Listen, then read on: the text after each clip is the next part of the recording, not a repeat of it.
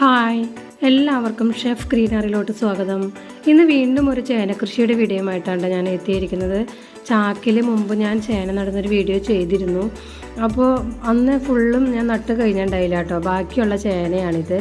അപ്പോൾ ഒരു വലിയ ചേനയുണ്ട്, അതുപോലെ തന്നെ നമ്മൾ കറിക്ക് എടുത്തതിൻ്റെ ബാക്കിയൊക്കെയുള്ള ചെറിയ ചേനകൾ 3 ഉണ്ട് കേട്ടോ.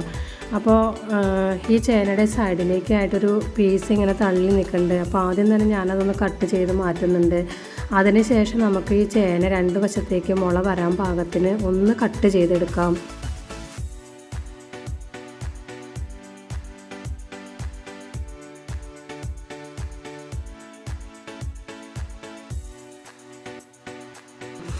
അപ്പോൾ ഇത് ഞാൻ 2 വശത്തേക്കായിട്ട് ഇതിങ്ങനെ മുള വരാൻ പാകത്തിന് കട്ട് ചെയ്തെടുത്തിട്ടുണ്ട്.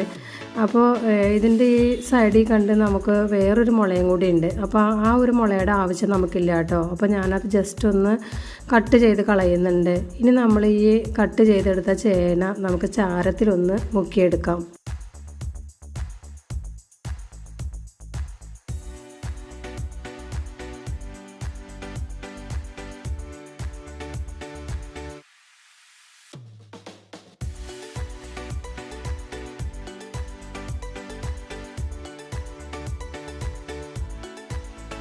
ഈ പ്രാവശ്യം ഞാൻ ചേന താഴെയാണ് കേട്ടോ നട്ട് കൊടുക്കുന്നത്, ചാക്കിലൊന്നല്ല നടുന്നത്. അപ്പോൾ അതിന് വേണ്ടി നമുക്ക് ആദ്യം തന്നെ കുഴിയെടുക്കാം.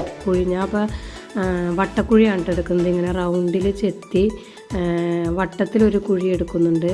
അപ്പോൾ അതുപോലത്തെ നമുക്കൊരു 3-4 കുഴിയെടുക്കാം കേട്ടോ.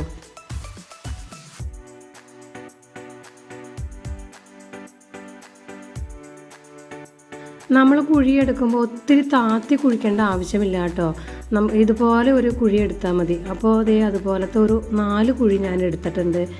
ഇനി നമുക്ക് ഈ കുഴിയിൽ 4ലുമായിട്ട് നിറച്ച് കരിയില ഇട്ട് കൊടുക്കാം കേട്ടോ.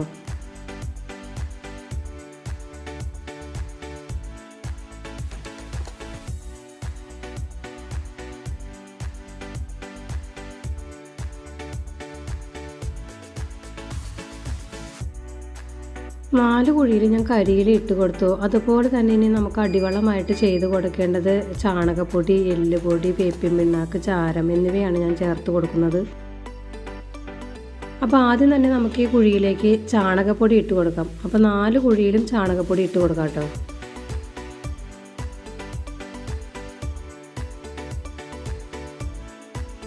ഇനി നമുക്ക് എല്ലുപൊടി ഇട്ട് കൊടുക്കാം.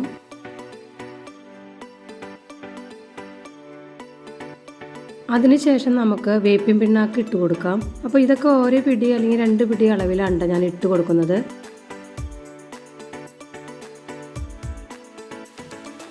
ഇനി ഞാൻ ചേർത്ത് കൊടുക്കുന്നത് ചാരമാണ് കേട്ടോ. അപ്പോൾ ഞാൻ ഇതിനു മുമ്പുള്ള വീഡിയോയിലൊക്കെ പറഞ്ഞിരുന്നു നന്നായിട്ട് ചാരം ചേർക്കാം. കപ്പ, കാച്ചിൽ, കിഴങ്ങ് വർഗ്ഗങ്ങൾക്കെല്ലാം ചാരം വളരെ നല്ലതാണ്. അപ്പോൾ ഞാൻ ചാരം നന്നായിട്ട് തന്നെ ഇട്ട് കൊടുക്കുന്നുണ്ട് കേട്ടോ. അങ്ങനെ എല്ലാ കുഴിയിലും ചാരം ഇട്ട് കൊടുത്തിട്ടുണ്ട്. ഇനി നമ്മൾ കട്ട് ചെയ്ത് വെച്ചിരിക്കുന്ന ചേന ഈ കുഴിയുടെ സെൻറ്റർ കണ്ട് വരാൻ പാകത്തിനൊന്ന് വെച്ച് കൊടുക്കാം.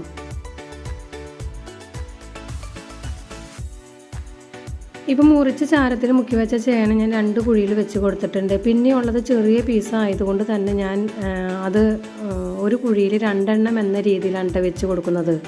ഒരു കുഴിയിൽ 2 ചേന വെക്കുമ്പോൾ അടുപ്പിച്ച് വെക്കരുത്, ഇച്ചിരി അകത്തി വെക്കണം. ഇതുപോലെ ഇങ്ങനെ ഇച്ചിരി അകത്തി വെക്കണം കേട്ടോ ചേനകൾ തമ്മിൽ. ഇനി ഈ ചേന മൂടി പോകാൻ വിധത്തിൽ നമുക്ക് നന്നായിട്ട് തന്നെ മണ്ണിട്ട് കൊടുക്കാം കേട്ടോ. അപ്പോൾ നന്നായിട്ട് നല്ലോണം മുകളിലേക്ക് മണ്ണിട്ട് കൊടുക്കാം.